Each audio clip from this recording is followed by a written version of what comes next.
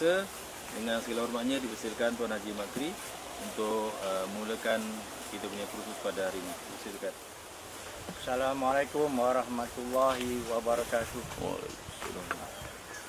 Alhamdulillah, kita bersyukur kepada Allah Ta'ala kerana pada pagi ini kita dipertemukan lagi walaupun dalam suasana maya, suasana PKP. Kita jumpa pada jarak jauh, tapi insya-Allah pada hari ini kita akan berkongsi satu lagi ilmu pertanian kita, iaitu berkenaan dengan plant booster ataupun booster tanaman. Seterusnya, saya juga mengucapkan ribuan terima kasih kepada Jabatan Pertanian Johor khususnya kerana masih lagi beri kepercayaan kepada saya untuk sama-sama berkongsi ilmu pertanian ini kepada semua APT di negeri Johor khususnya dan umumlah siapa yang memerlukan ilmu ini. Jadi kita akan mulakan berkenaan dengan plant booster ini. Yang pertama sekali saya nak jelaskan sebenarnya apa yang dimaksudkan dengan plant booster ataupun booster tanaman. Bila sebut booster, kita kadang boleh panggil penggalak tanaman ataupun perangsang tanaman. Okey. Jadi maknanya tanaman dah hidup tapi kita nak rangsang dia supaya dia lebih kuat, supaya dia lebih banyak buah, supaya dia lebih tahan penyakit, supaya dia boleh lebih cekap menyerap nutrien-nutrien yang ada dalam tanah ataupun baja-baja yang kita beri. Supaya pokok itu pada tingkat akhirnya tanaman akan dapat hidup dengan subur, dengan lebih berprestasi tinggi. Okey, itu yang dimaksudkan dengan plant booster. Jadi kalau ada yang belum lagi berkenalan dengan plant booster, ini dia lebih kurang bentuk plant booster, iaitu cecair warna coklat, baunya kemasam-masaman sedikit. Kalau kita guna bahan-bahan tertentu, dia agak berbau kuat sedikit. Kemudian dia memang masam. Bila masam maknanya dia sedikit acidic. Okey, ini asal. Ini bentuk plant booster yang telah jadilah. Ini akhirnya. So hari ini kita akan belajar bagaimana nak buat ini. Nak buat plant booster. Okey. Kemudian bila di akhir nanti saya akan terangkan macam mana nak guna dia pula. Baik. Apa ada dalam plant booster ni? Okey, apa ada dalam plant booster ni? Jadi sebenarnya yang paling utama sekali dalam plant booster ni ialah yang pertama, dia ada hormon semula jadi. Hormon semula jadi yang diperlukan oleh tanaman. Sebab tanaman untuk hidup, dia ada perlukan hormon untuk pembesaran, ada hormon untuk pembungaan, ada hormon untuk pembiakan, hormon untuk perakaran.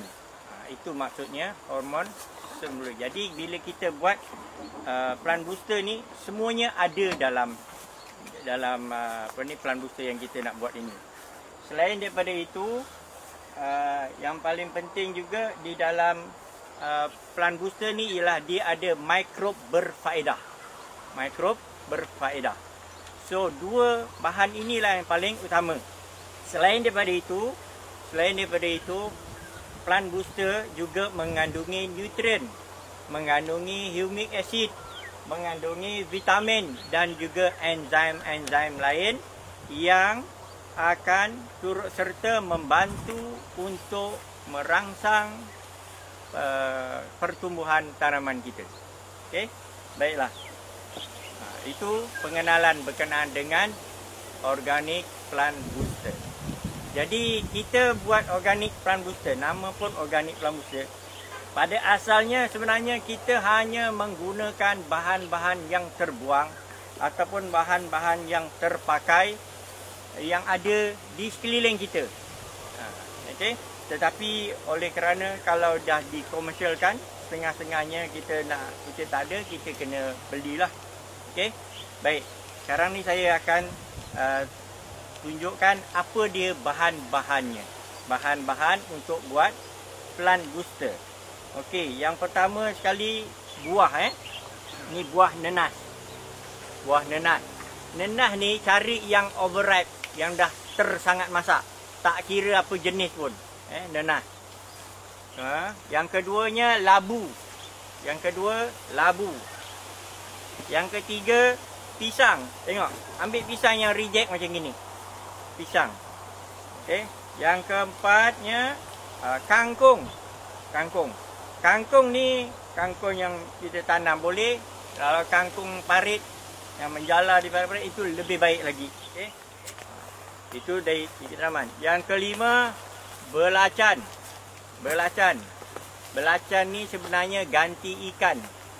Kalau ada sumber ikan-ikan busuk ataupun kita siang-siang ikan tu, kepala ikan, insang pun semua kita boleh simpan. Boleh guna itu. Okey, kalau tak ada beli belacan. Okey, seterusnya ialah telur ayam boleh, telur itik boleh. Cari yang reject. Dan seterusnya ialah ragi. Okey, ragi tapai. Okey, ragi tapai. Kalau tak ada ragi tapai, guna yeast pun boleh. Seterusnya ialah kita boleh, kalau dapat, ialah dedak beras. Okey. So itulah di antara bahan-bahannya. Yang lain-lain, yang penting satu lagi ialah susu. Pada hari ini saya akan gunakan susu lembu fresh. Kalau tak ada, boleh beli susu yang asli yang belum ada perisa lah. Dan akhir sekali, yang paling penting sekali ialah molasses. Molasses, saya nak beritahu, molasses ialah gula kompleks. Okey, molasses ialah gula kompleks. Dia adalah byproduct daripada pembuatan gula. Jadi dia sangat baik. So dalam kebanyakan aktiviti pertanian organik, molasses ni bahan yang sangat penting untuk mengekstrak semua bahan-bahan yang ada ni. Kalau kita nak ekstrak dia, maknanya kita nak keluarkan apa yang ada dalam bahan-bahan ini, gunakan molasses ataupun guna gula kompleks. Okey. So itu dia.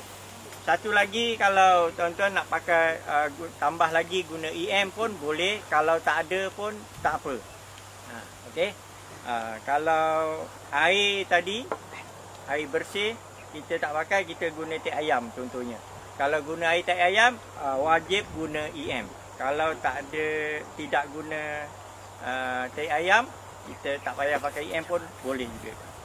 So itulah di antara bahan-bahan untuk buat plant booster. Sebenarnya tiada kadar tertentu, kadar yang khusus untuk buat plant booster ni.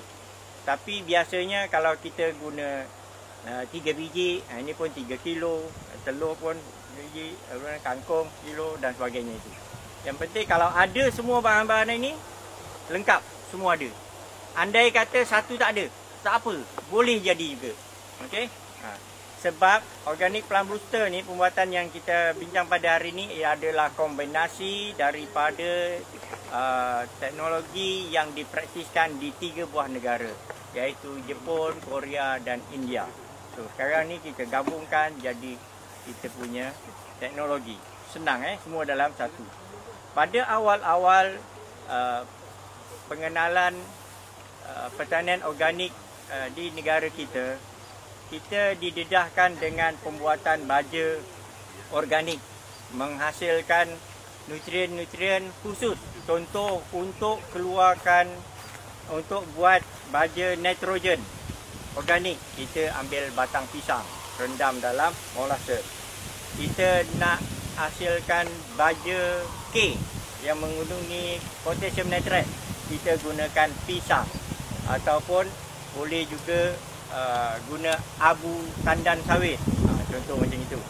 Kemudian kita nak dapatkan unsur P, fosforus, kita gunakan tulang-tulang yang direndam dalam cuka. Tapi hari ini kita nak gunakan nak buat organic plant booster. Semua ada.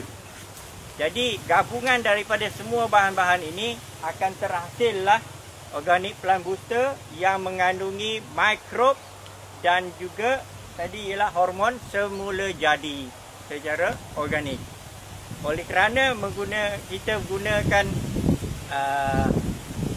molasses tadi untuk mengekstrak, sudah tentu kita akan terhasil juga enzim-enzim dan juga nutrien-nutrien yang cukup untuk tanaman. Okey. Jadi organic plant booster ini kadang-kadang dia dipanggil juga bioprotection. Bioprotection. Dia juga boleh digunakan untuk mengawal tanaman, mengawal serangga, mengawal kulat dan sebagainya. Dan satu juga kadang juga dipanggil biofertilizer. Baik. Itu dia pengenalan berkenaan dengan organic plant booster. Apa itu plant booster dan bahan-bahannya.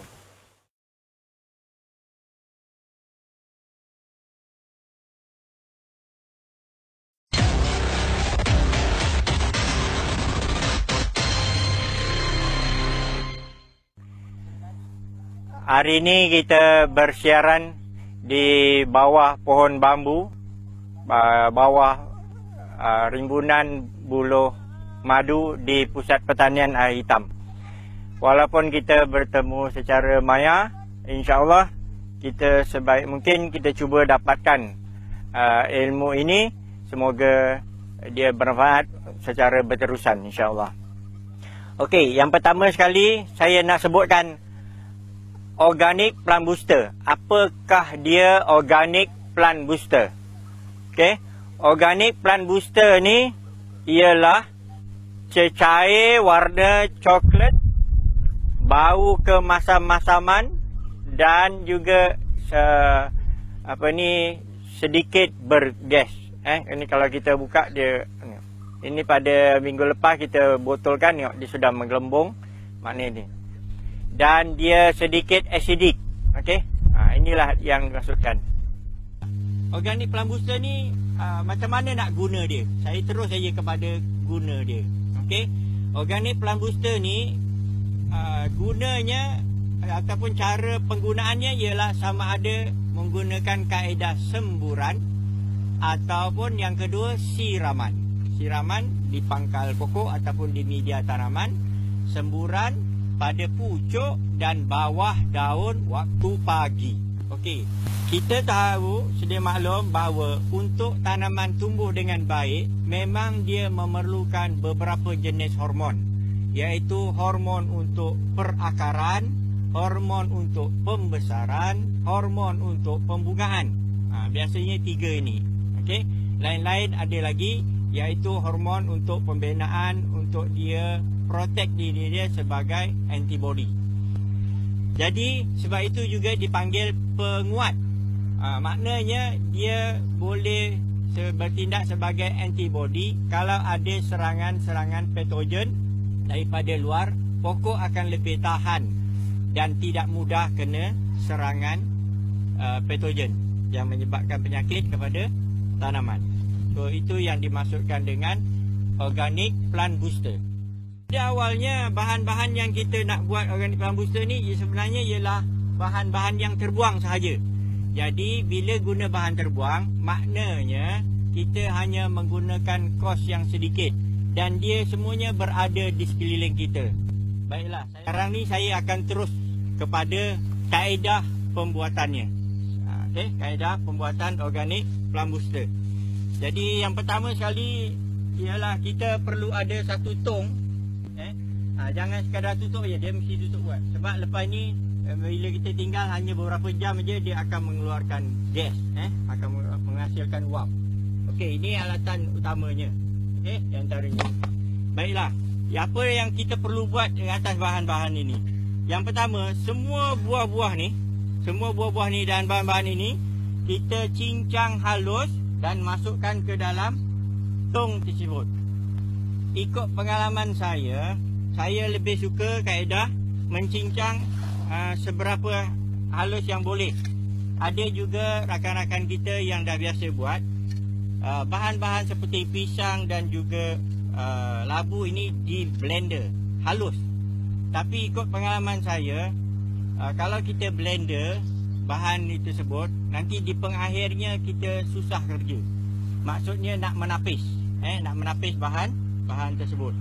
Jadi yang pertama sekali, contohnya pisang ni, kita ambil pisang ni, contoh ya, pisang ni kita potong dia kecil-kecil.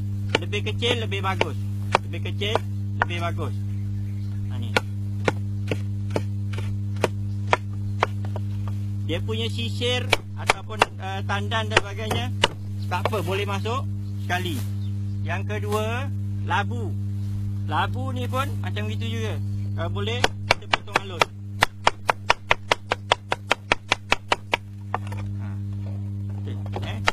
Lebih halus lebih bagus. Sebab bila lebih halus, luas permukaan yang mengenai molasses untuk diekstrak akan menjadi lebih mudah. Kalau kita blender, dia sangat halus, memang bagus. Tetapi kerja-kerja menapis susah. Ni kangkung ya. Kangkung pun kita cincang halus macam ini.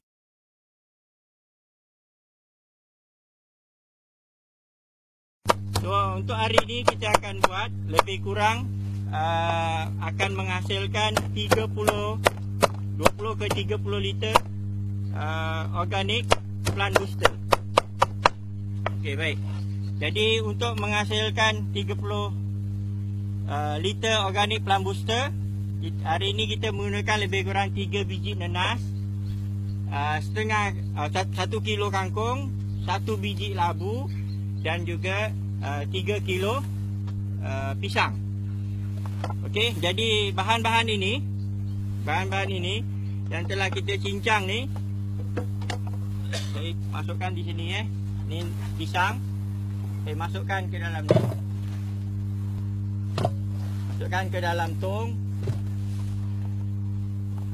Tong tu hendaklah dicuci bersih terlebih dahulu sebelum kita gunakan. Jangan ada bekas-bekas racun dan sebagainya.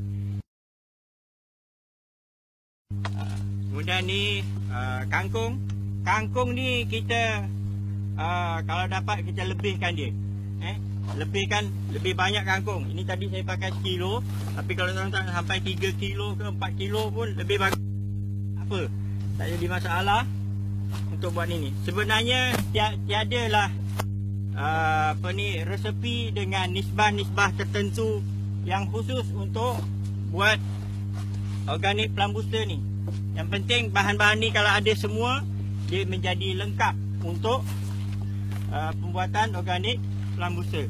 So itu bahan-bahan yang kita boleh dapat secara di luar sana, yang mana kita pakai lagi, iaitu sisa-sisa tanaman. Lepas tu telur. Telur ni so ini 8 biji. Telur nak buat macam mana? Ini telur ni selalunya kita pecahkan. Pecah terus masuk dalam ni. Pecah ni. Terus dengan kulit-kulitnya sekali masukkan. Macam ni. Okey. Telur ayam, telur itik boleh. Okey. Semua masuk sekali. Okey. Selepas itu saya masukkan bahan seterusnya ialah belacan. Okey. Belacan ni biar dia dalam plastik. Kita cuba hancurkan gini, sebab kalau kita keluarkan nanti dia melekat dekat tangan. Lagi susah nak hilang bau dia. Okey. Okey, hari ni saya gunakan 4 keping belacan. Okey. Ini pun saya kalau dia lebih banyak lebih bagus sebenarnya. Tapi oleh kerana kita guna belacan ni, dia cepat terurai. Kalau kita guna ikan baja dan sebagainya, sebenarnya kita kena peram dia lebih lama, lebih bagus, sebab dia lambat terurai. Tapi kalau belacan tak apa, dia dah melalui satu proses pemeraman juga semasa buat belacan. Jadi dia mudah terurai. Belacan ni kalau ganti ikan, dia akan menghasilkan FAA, Fish Amino Acid. Fish amino acid di dalamnya mengandungi pelbagai very micro element. Sangat diperlukan oleh tanaman. Dan bahan seterusnya ialah dedak beras. Dedak beras ni makanan untuk mikrob. Kemudian kita bagi lagi molasses sebagai pemangkin ataupun catalyst untuk dia selera makan. Okey. Kita masukkan tu. Ni lebih kurang 1 kilo. Kalau tak ada dedak beras, tuan-tuan boleh juga guna air beras. Air basuhan beras.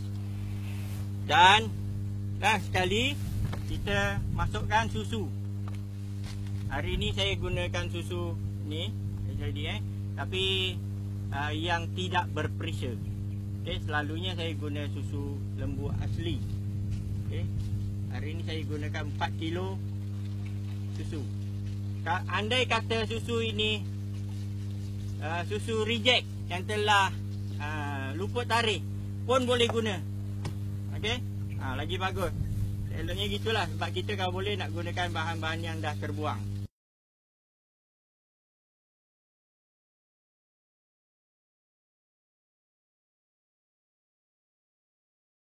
Okay, itu semua bahan-bahan yang telah dengan satu lagi tertinggal. Iaitu ragi. Ni. Okey. Tapai. Ragi tapai kita sedia maklum ragi ni juga adalah mengandungi mikrob baik. Ragi tapai ni. Okey. Ada orang tanya ragi tapai ni buat daripada ini salah satunya ialah daripada tepung beras juga. Dan semua ada bahan di dapur kita, jintan dan sebagainya. Okey. Jadi ragi ni kita hancur-hancurkan dia. Dan yang terakhirnya, jangan lupa ni bahan yang paling penting. Kalau tak ada ini tak jadilah plant booster. Bahan yang digunakan untuk mengekstrak bahan-bahan yang telah kita masukkan ke dalam sini. So ini dia cecar air warna coklat kehitaman. Okey. Molasses. Hari ni saya gunakan dia 4 liter. 4 liter ni sebenarnya dia hampir 5 kilo ya. Dia lebih berat daripada air. Habis. Kemudian yang terakhir sekali kita boleh tambah menggunakan air bersih. Okey. Tapi saya bagi pilihan kepada tuan-tuan sebagainya, air bersih. Hari ni kita guna air bersih, guna air hujan pun boleh. Tapi kalau tuan-tuan nak lebih banyak organic plant booster tuan-tuan mengandungi lebih nutrien, air ni tuan-tuan boleh ganti dengan air tai ayam. Maknanya ti ayam jadi masukkan dalam guni, kita rendam terlebih dahulu. Rendam terlebih dahulu lebih kurang seminggu. Kita keluarkan dia punya uncang di ayam. Air dia saja kita ambil. Airnya saja kita ambil. Jadi air itu juga boleh digunakan untuk menambah kita punya jumlah ni. Okey. Jadi kita tambahkan air ni sekira-kira dalam tong pemeraman kita ini still ada ruang udara. Ada ruang udara. Jangan sampai isi penuh. Hampir penuh. 1/3 ataupun 1/4 ada udara di atasnya. Okey.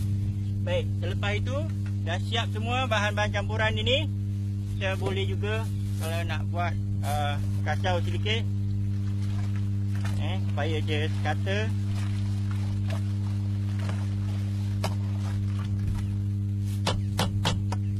Dan kita tutup secara kedap udara.